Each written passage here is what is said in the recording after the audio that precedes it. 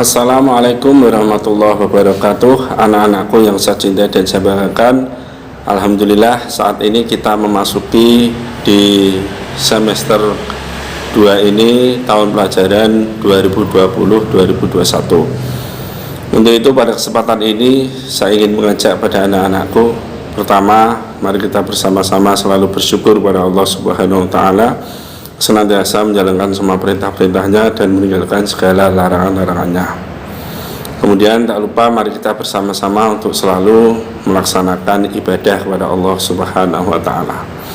Anak-anakku yang saya cintai dan saya banggakan, kali ini Pak Harun mau menyampaikan ada 3 kesulitan pembelajaran daring, yang mana perlu kita ketahui bersama bahwasanya pemerintah masih menerapkan sistem pembelajaran jarak jauh atau PJJ pada semester genap tahun ajaran 2020-2021 ini. Hal ini disebabkan masih tingginya grafik kenaikan jumlah korban COVID-19. Pembelajaran jarak jauh ini memakai sistem daring, terutama untuk daerah-daerah yang masih berzona merah, misalnya Semarang atau di Jawa Tengah ini. Pembelajaran sistem daring ini dibantu dengan beberapa aplikasi seperti Google Classroom, Google Meeting, Zoom, dan lain sebagainya. Sistem pembelajaran ini mau tidak mau harus tetap dilakukan di tengah pandemi COVID-19. Sebab tidak mungkin peserta didik dibiarkan libur panjang hingga virus corona pergi. Lagi pula kita tidak tahu kapan corona pergi dari negeri ini. Setidaknya ada 3 kesulitan yang ditemukan dalam pembelajaran sistem daring ini. Yang pertama adalah jaringan internet yang lemot. Sistem pembelajaran daring dapat berjalan efektif jika jaringan internetnya bagus. Sebaliknya, jika jaringan internetnya jelek atau buruk, maka secara otomatis proses kegiatan belajar mengajar atau KBM online pasti terhambat. Kemudian yang kedua, kuota internet terbatas.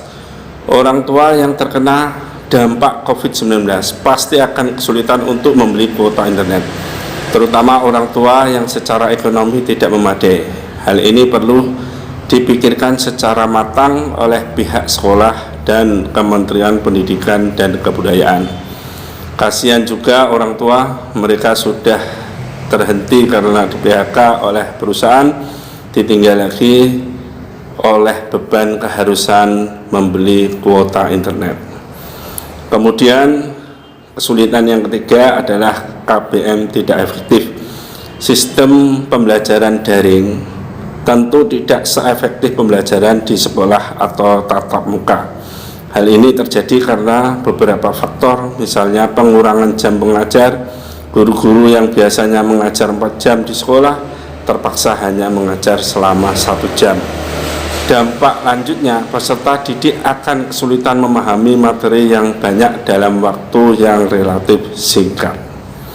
Dari ketiga kesulitan di atas, mesti ada solusinya, baik dari pihak sekolah maupun pemerintah. Setidaknya ada 2 solusi yang saya tawarkan. Yang pertama adalah bantuan pemerintah dan sekolah terkait dengan orang tua yang kesulitan mendapatkan kuota internet. Kemudian yang kedua, perihal KBM yang kurang efektif, sekolah dan para stafnya perlu menemukan cara tersendiri agar materi yang dipelajari sebisa mungkin dapat dipahami oleh peserta didik, entah bagaimanapun caranya. Tidak harus memaksa peserta didik untuk memahami materi pembelajaran secara 100%, minimal 50-70% saja sudah cukup. Setidaknya mereka tetap memahami materi yang sedang dipelajari. Demikian yang dapat kami sampaikan. Mudah-mudahan 3 kesulitan pembelajaran daring ini semuanya akan teratasi, dan sehingga pelajaran selama pandemi bisa berjalan dengan lancar tanpa ada halangan apapun. Terima kasih. Wassalamualaikum warahmatullahi wabarakatuh.